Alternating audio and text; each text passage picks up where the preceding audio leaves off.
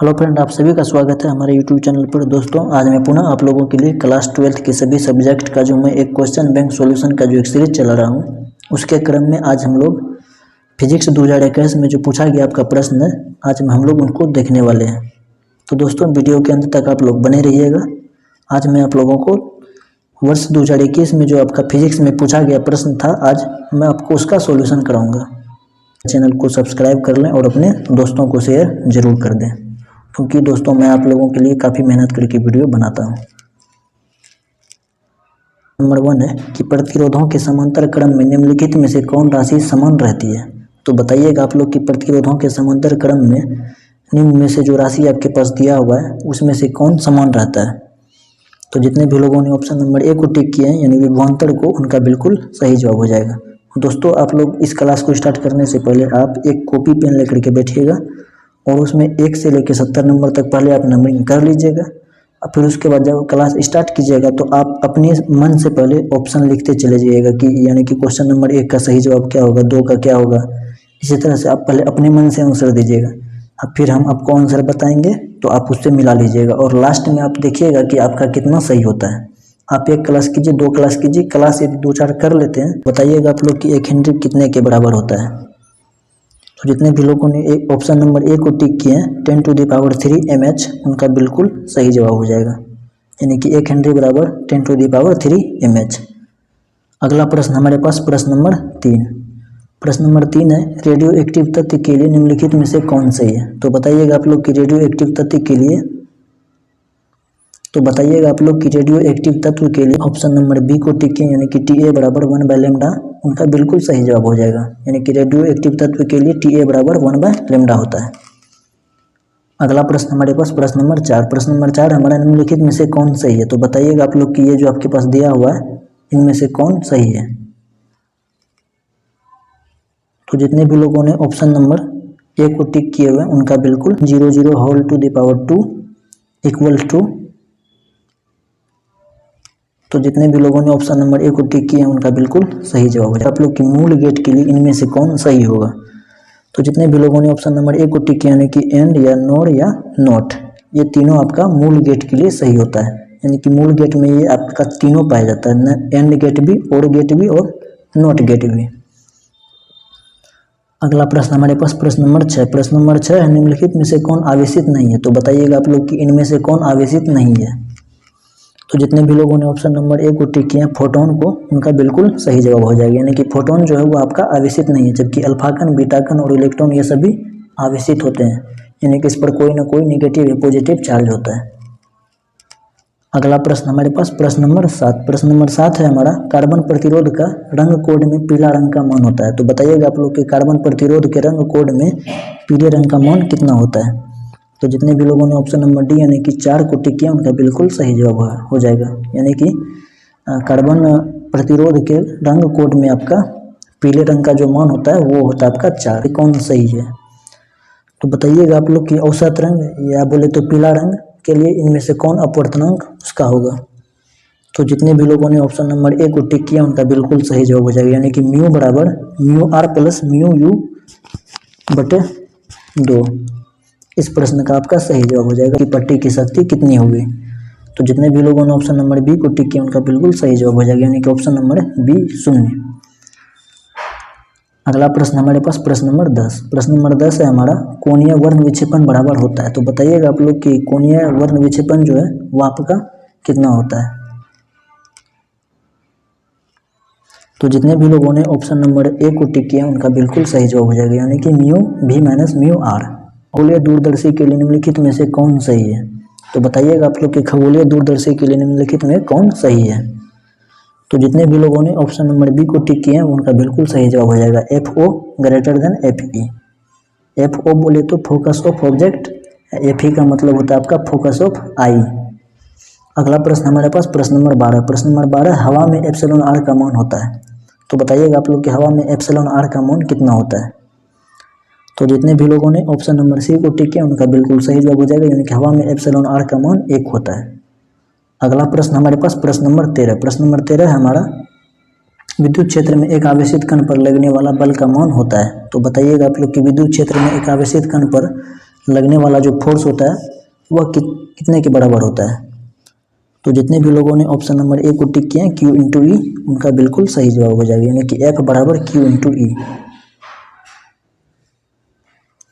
अगला प्रश्न हमारे पास प्रश्न नंबर 14। प्रश्न नंबर 14 आपके पास चित्र एक दिया हुआ, उसमें आपसे समतुल्य धारिता पूछ रहा है। तो आप यदि आप इसका समतुल्य धारिता निकालिएगा तो आपका इसका जो सही जवाब हो जाएगा वो होगा आपका ऑप्शन नंबर ए सी। अगला प्रश्न हमारे पास प्रश्न नंबर 15। प्रश्न नंबर 15 हमारा,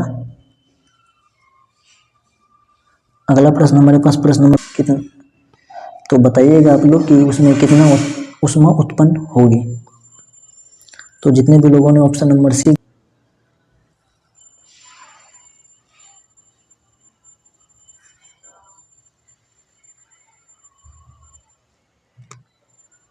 तो चलिए फ्रेंड हम लोग अगले प्रश्न, जितने भी लोगों ने ऑप्शन नंबर ए को टिक किया 5 into weber by metre square, उनका बिल्कुल सही जवाब हो जाएगा। अगला प्रश्न हमारे पास प्रश्न नंबर 17। प्रत्यावर्ती धारा का आरएमएस मान आई आरएमएस और प्रत्यावर्ती धारा का शिखर मान आई नोट के बीच संबंध होता है। तो बताइएगा आप लोग कि आई आरएमएस और तो बताइएगा आप लोग कि आरएमएस और आई आरएमएस के बीच जो रिलेशन होता है वह किसके बराबर होता है, तो हो जाएगा, यानी कि आई आरएमएस बराबर 0.707 आई नोट। अगला प्रश्न हमारे पास प्रश्न नंबर 18। प्रश्न नंबर 18 है हमारा, कोणीय आवृत्ति ओमेगा वाले प्रत्यावर्ती धारा परिपथ में एल प्रेरकत्व वाले प्रेरक द्वारा उत्पन्न प्रेरणिक प्रतिघात का मान होता है। तो बताइएगा आप लोग कि इसका प्रेरणिक प्रतिघात का मान कितना होगा। तो जितने भी लोगों ने ऑप्शन नंबर बी को टिक किया उनका बिल्कुल सही जवाब हो जाएगा ओमेगा इंटू एल। अगला प्रश्न हमारे पास प्रश्न नंबर 19। प्रश्न नंबर 19 है हमारा, शक्ति गुणांक के लिए निम्नलिखित में से कौन संबंध सही है। तो बताइएगा आप लोग कि इन संबंधों में से कौन सा संबंध आपका सही होगा। तो जितने भी लोगों ने ऑप्शन नंबर सी को टिक किया उनका बिल्कुल सही जवाब हो जाएगा, यानी कि शक्ति गुणांक बराबर यथार्थ माध्य शक्ति बटे आभासी माध्य शक्ति। ऑप्शन नंबर सी इस प्रश्न का सही जवाब। अगला प्रश्न हमारे पास प्रश्न नंबर 20। प्रश्न नंबर 20 हमारा, कार्बन प्रतिरोध के हरे रंग के कोड का मान है। तो बताइएगा आप लोग कि कार्बन प्रतिरोध के हरे रंग के कोड का मान कितना होगा। तो जितने भी लोगों ने ऑप्शन नंबर सी को टिक किया उनका बिल्कुल सही जवाब हो जाएगा, यानी कि 5। कार्बन कलर कोड में आपका हरे रंग का जो मान होता है वो 5 होता है। अगला प्रश्न हमारे पास प्रश्न नंबर 21। प्रश्न नंबर 21 है हमारा, चुंबकीय क्षेत्र बी में भी वेग से गतिशील आवेश क्यू पर लगने वाला बल का व्यंजक होगा। तो बताइएगा आप लोग इसमें लगने वाले बल का व्यंजक जो होगा वह किसके बराबर होगा। तो जितने भी लोगों ने ऑप्शन नंबर ए को टिक किया, यानी कि एफ एम बराबर क्यू इंटू भी क्रॉस बी। अगला प्रश्न हमारे पास प्रश्न नंबर 22। प्रश्न नंबर 22 है हमारा, पदार्थ की प्रतिरोधकता के लिए निम्नलिखित में से कौन सही है। तो बताइएगा आप लोग कि ρ बराबर क्या होता है, यानी कि पदार्थ की प्रतिरोधकता बराबर क्या होता है। तो जितने भी लोगों ने ऑप्शन नंबर ए को टिक किया उनका बिल्कुल सही जवाब हो जाएगा, यानी कि ρ बराबर RA/L। अगला प्रश्न हमारे पास प्रश्न नंबर 23। प्रश्न नंबर 23 है हमारा,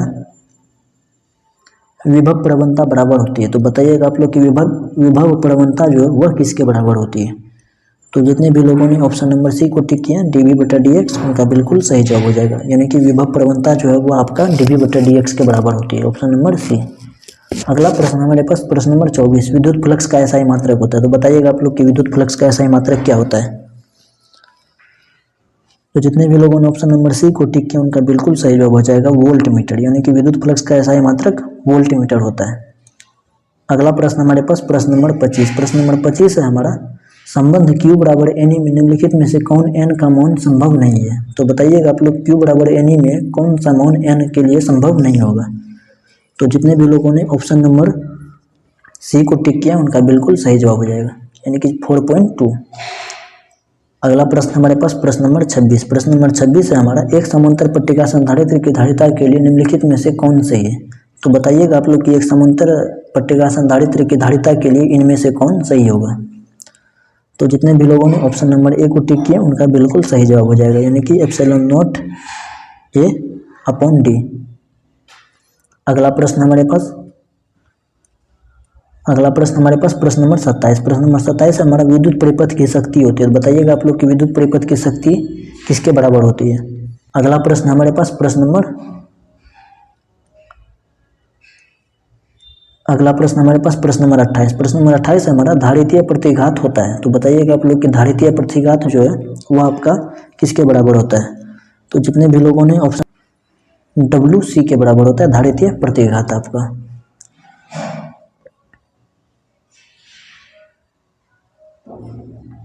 तो चलिए फिर हम लोग अगले प्रश्न नंबर 29 को देखते हैं। प्रश्न नंबर 29 है हमारा, x का अल्फा 6 निम्नलिखित में से कौन निरूपित करता है।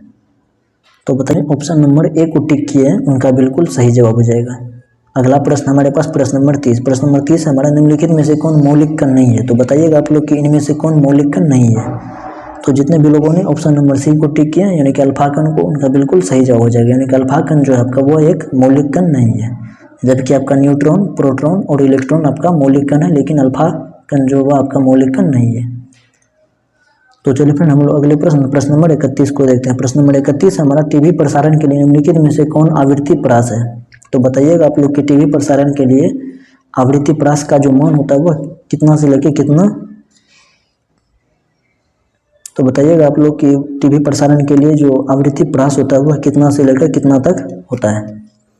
तो जितने भी लोगों ने ऑप्शन नंबर सी को टिक, हमारे पास प्रश्न नंबर 32। प्रश्न नंबर 32 हमारा, क्षमता को मापने के लिए निम्नलिखित में से कौन मात्रक सही है। तो बताइएगा आप लोग की क्षमता को मापने के लिए इनमें से कौन सा मात्रक सही है। तो जितने भी लोगों ने ऑप्शन नंबर ए को टिक किया उनका बिल्कुल सही जवाब हो जाएगा डेसीबेल। यानी कि क्षमता को मापने के लिए डेसीबेल मात्रक का यूज किया जाता है। अगला प्रश्न हमारे पास प्रश्न नंबर 33। प्रश्न नंबर 33 हमारा, एक पी प्रकार अर्धचालक होता है। तो बताइएगा आप लोग कि पी टाइप का जो अर्धचालक होता है वह कैसा होता है, धनावेशित होता है, कैसा होता है, धनावेशित। तो जितने भी लोगों ने ऑप्शन नंबर ए को टिक किए हुए उनका बिल्कुल सही जवाब हो जाएगा। यानी कि पी टाइप का जो अर्धचालक होता है वो आपका धनावेशित होता है। तो चलिए फिर हम लोग अगले प्रश्न नंबर 34 को देखते हैं। प्रश्न नंबर 34 हमारा, हाइड्रोजन परमाणु में इलेक्ट्रॉन की न्यूनतम कक्षीय कोणीय संवेग होता है। तो बताइएगा आप लोग कि हाइड्रोजन परमाणु में इलेक्ट्रॉन की न्यूनतम कक्षीय कोणीय संवेग कितना होता है। तो सही जवाब हो जाएगा h/2π। यानी कि हाइड्रोजन परमाणु में इलेक्ट्रॉन की न्यूनतम कक्षीय कोणीय संवेग जो होता है वह h/2π के बराबर होता है। अगला प्रश्न हमारे पास प्रश्न नंबर 35। प्रश्न नंबर 35 हमारा, दाता अपद्रव्य परमाणु की संयोजकता होती है। तो बताइएगा आप लोग कि दाता अपद्रव्य परमाणु की संयोजकता कितनी होती है। तो जितने भी लोगों ने ऑप्शन नंबर सी यानी कि 5 को टिक किया उनका बिल्कुल सही जवाब हो जाएगा। अगला प्रश्न हमारे पास प्रश्न नंबर 36। प्रश्न नंबर 36 है हमारा, प्रकाश वर्ष किस भौतिक राशि का मात्रक है। तो प्रकाश वर्ष जो आपका भौतिक राशि का मात्रक होगा वो हो जाएगा आपका दूरी का। यानी कि दूरी का जो है यानी कि दूरी का जो मात्रक है वो आपका प्रकाश वर्ष होता है। अगला प्रश्न हमारे पास प्रश्न नंबर 37। प्रश्न नंबर 37 हमारा, एक सरल सूक्ष्मदर्शी से बना हुआ प्रतिबिंब होता है। तो बताइएगा आप लोग कि एक सरल सूक्ष्मदर्शी से जो बना हुआ प्रतिबिंब होगा वो आपका, उनका बिल्कुल सही जवाब हो जाएगा, काल्पनिक और सीधा होता है। यानी कि एक सरल सूक्ष्मदर्शी जो प्रतिबिंब बनता है वो आपका काल्पनिक और सीधा होता है। अगला प्रश्न हमारे पास प्रश्न नंबर 38 प्रश्न नंबर 38 है हमारा, उत्तल लेंस द्वारा निम्नलिखित में से कौन सा दृष्टि दोष दूर किया जाता है। तो बताइएगा आप लोग कि उत्तल लेंस की सहायता से हम लोग किस दृष्टि दोष को दूर करते हैं। अगला प्रश्न हमारे पास प्रश्न नंबर 39। प्रश्न नंबर 39 है हमारा, वर्ण विक्षेपण क्षमता के लिए निम्नलिखित में से कौन संबंध सही है। तो बताइएगा इनमें से कौन सा संबंध वर्ण विक्षेपण के लिए सही होगा। तो जितने भी लोगों ने ऑप्शन नंबर ए को टिक किए हुए हैं उनका बिल्कुल सही जवाब हो जाएगा। यानी कि W बराबर μv minus μr upon μy-1।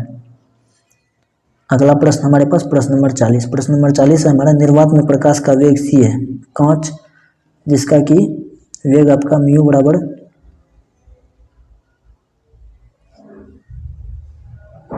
अगला प्रश्न हमारे पास प्रश्न नंबर 40, निर्वात में प्रकाश का वेग c है, कांच, ऑप्शन आपका सही हो जाएगा। तो जितने भी लोगों ने ऑप्शन नंबर बी।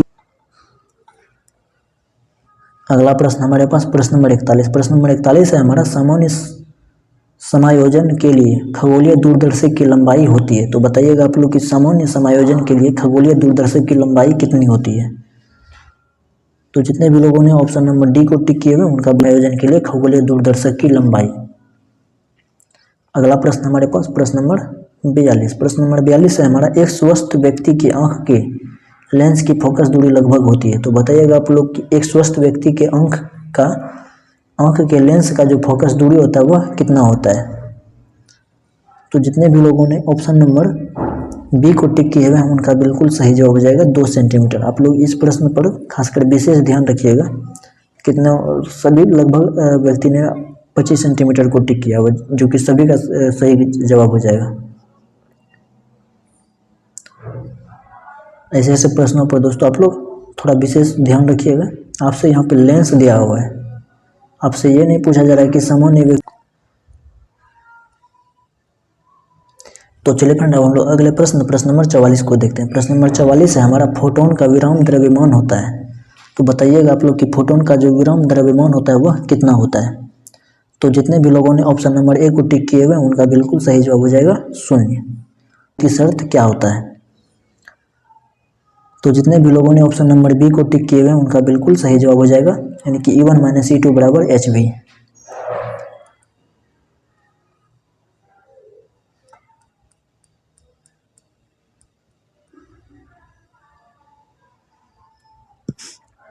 तो चलिए फ्रेंड हम लोग अगले प्रश्न नंबर 46 को देखते हैं।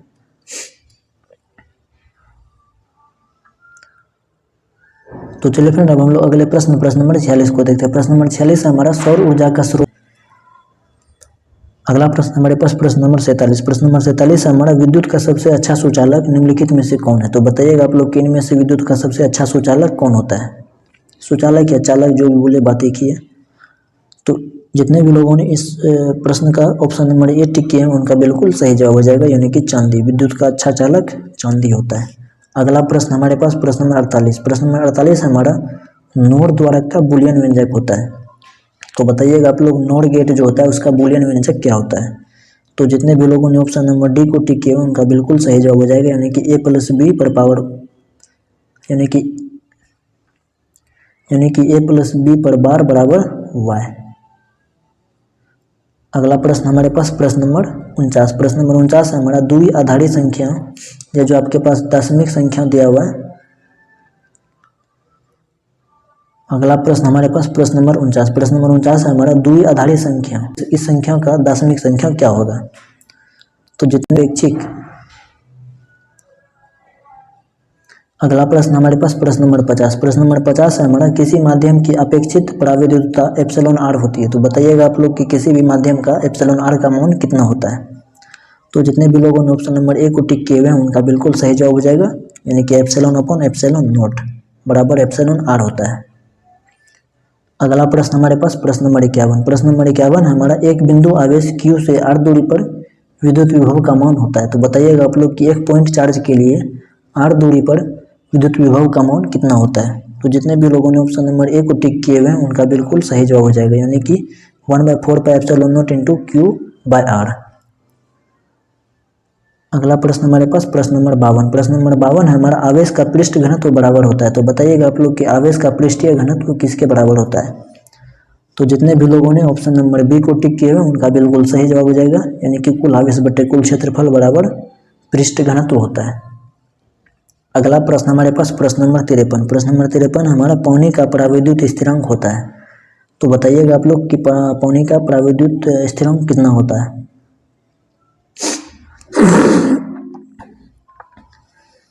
तो जितने भी लोगों ने ऑप्शन नंबर ए को टिक किए हैं उनका बिल्कुल सही जवाब हो जाएगा, यानी कि 80। पानी का परावैद्युत स्थिरांक 80 होता है।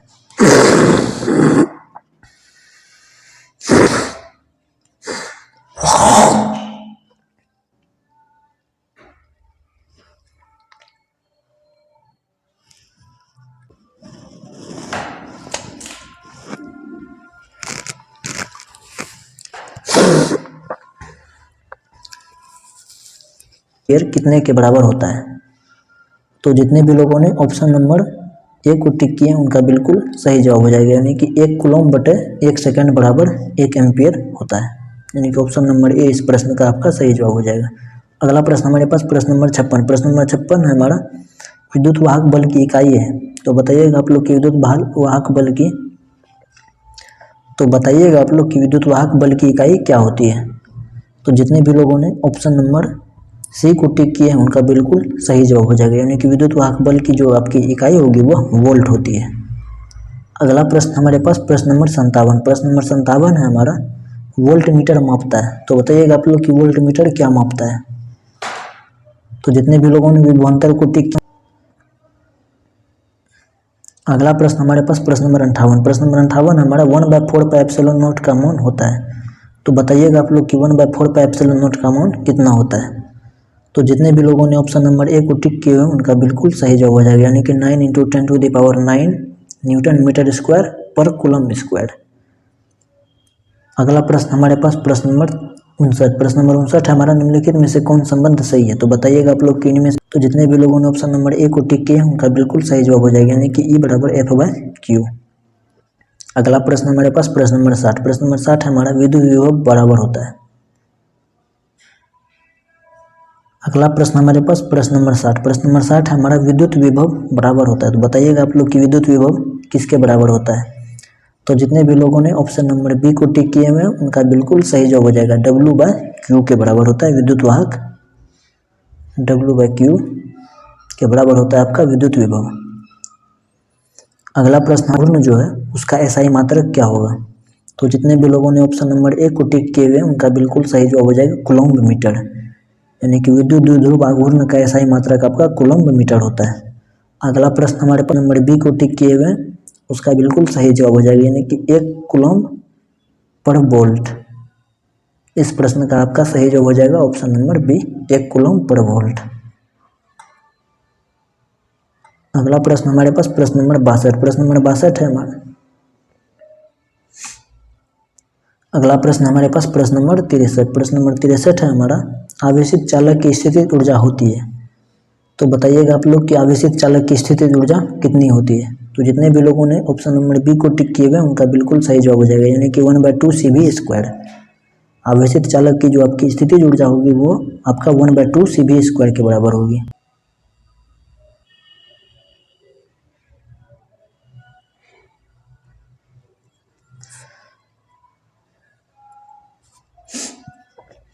तो चलिए फिर हम लोग अगले प्रश्न नंबर 64 को देखते हैं। प्रश्न नंबर 64 है हमारा, ट्रांसफार्मर के लिए निम्नलिखित में से कौन सही है। तो बताइएगा आप लोग इनमें से ट्रांसफार्मर के लिए आपका कौन सा कथन सही होगा। बताइएगा आप लोग कि चुंबकीय द्विध्रुव प्रावल्य का एसआई मात्रक क्या होगा। तो जितने भी लोगों ने ऑप्शन नंबर सी को टिक किए हुए उनका बिल्कुल सही जवाब हो जाएगा A मीटर। अगला प्रश्न हमारे पास प्रश्न नंबर 66। प्रश्न नंबर 66 है हमारा, पृथ्वी के चुंबकीय द्विध्रुव पर नमन कोण का मान होता है। तो बताइएगा आप लोग कि पृथ्वी के चुंबकीय द्विध्रुव पर पृथ्वी के चुंबकीय ध्रुव पर। तो बताइएगा आप लोग पृथ्वी के चुंबकीय ध्रुव पर नमन कोण का मान कितना होता है। तो जितने भी लोगों ने ऑप्शन नंबर बी को टिक किए हुए उनका बिल्कुल सही जवाब हो जाएगा, यानी कि 90 डिग्री, यानी कि पृथ्वी के चुंबकीय ध्रुव पर नमन कोण का मान आपका प्रश्न नंबर 67। प्रश्न नंबर 67 है हमारा, निर्वात की चुंबकीय प्रवृत्ति का मान होता है। तो बताइएगा आप लोग कि निर्वात की हो जाएगा 0, यानी कि निर्वात की चुंबकीय प्रवृत्ति का जो मान होता है वो 0 होता है। अगला प्रश्न हमारे पास प्रश्न नंबर 68। प्रश्न नंबर 68 हमारा, चुंबकशीलता यानी कि म्यू के लिए निम्नलिखित में से कौन संबंध सही है। तो बताइएगा आप लोग कि चुंबकशीलता के लिए इनमें से कौन सा संबंध सही होगा। तो जितने भी लोगों ने ऑप्शन नंबर बी को टिक किया है उनका बिल्कुल सही जवाब हो जाएगा, यानी कि म्यू = B/H। तो चलिए फिर हम लोग अगले प्रश्न नंबर 69 को देखते हैं। प्रश्न नंबर 69 है हमारा, चुंबकीय यांगोत्तर में पार्थिव चुंबकीय क्षेत्र बी नमन कोण डेल्टा, बी का क्षैतिज घटक BH और बी का उदग्र घटक B भी हो तो निम्नलिखित में कौन सही है। तो बताइएगा आप लोग कि इसके लिए कौन सा सही होगा। तो जितने भी लोगों ने ऑप्शन नंबर ए को टिक किया है उनका बिल्कुल सही जवाब हो जाएगा, यानी कि BH = B cos डेल। अगला और आज का ये हमारा आखिरी प्रश्न नंबर 70। प्रश्न नंबर 70 हमारा, विद्युत चुंबकीय तरंग के संचलन की दिशा होती है। तो बताइएगा आप लोग कि विद्युत चुंबकीय तरंग के संचलन की दिशा कैसी होती है। तो जितने भी लोगों ने ऑप्शन नंबर डी को टिक किया उनका बिल्कुल सही जवाब हो जाएगा, यानी कि E×B वेक्टर के समांतर होता है।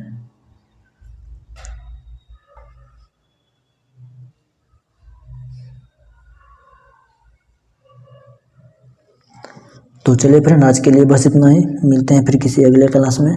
दोस्तों आज मैं आप लोगों को वर्ष 2021 में पूछा गया फिजिक्स का 70 सवाल जो था मैं आप लोगों को वो सॉल्यूशन कराया। तो चलिए फ्रेंड, आज के लिए बस इतना ही। मिलते हैं फिर किसी अगले क्लास में। दोस्तों, यदि यह क्लास आप लोगों को अच्छा लगा कृपया वो ज़्यादा। तो चलिए फ्रेंड, आज के लिए बस इतना ही। मिलते हैं। तो चलिए फ्रेंड, आज के लिए बस इतना ही। मिलते हैं फिर किसी अगले क्लास में। दोस्तों, जो लोग इस चैनल पर नए जुड़े, मैं उनको बता दूं कि मैं आप लोगों के लिए क्लास 12